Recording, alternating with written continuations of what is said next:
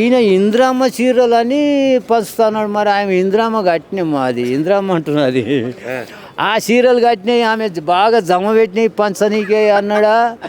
మళ్ళీ నిజంగా వీని ప్రభుత్వంలోకి వెళ్ళి కొనుక్కొచ్చి ఇంద్రామ్మ చీరలు ఇస్తా అన్నాడా. అవి కూడా లేవు.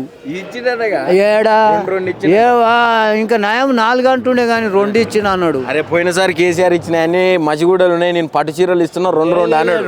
2 కాదు, అది కూడా ఇచ్చేది ఎట్లా కారణం చెప్తా ఇను. డాక్టర్ గ్రూపులు ఎవరైతున్నారో వాళ్ళకి ఇస్తా అన్నాడు.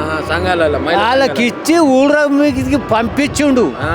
ఆ డాక్టర్ గ్రూపులు మేమే ఉన్నాము, మళ్ళీ ఊళ్ళ కొట్లాటలు అయితే అవి మేము తీసుకోమని తీసుకోలే, కొట్లాటలు అయినాయి. ఎవరికి ఏ డాక్టర్ ఏ అడవిలో ఒక చీర కట్టిందో అది రేవంత్ రెడ్డినే చెప్పమను. ఆయన పంపించుడు, ఆయన అట్లా పంపించుడు కదా, పర్వాలేదు, అది పంపించుండు అని మాకు కూడా తెలుసు. ఎవరికి పంపించుండు? డాక్టర్ గ్రూపులో ఎవరైతున్నారో వాళ్ళకు పంపిండు. అప్పుడు ఎట్లా వచ్చి అందరు ఇంట్లో ఎంత మంది ఉంటే అంతమంది అడవిలోకి వచ్చినాయి చీర, ఒక్కొక్క చీర.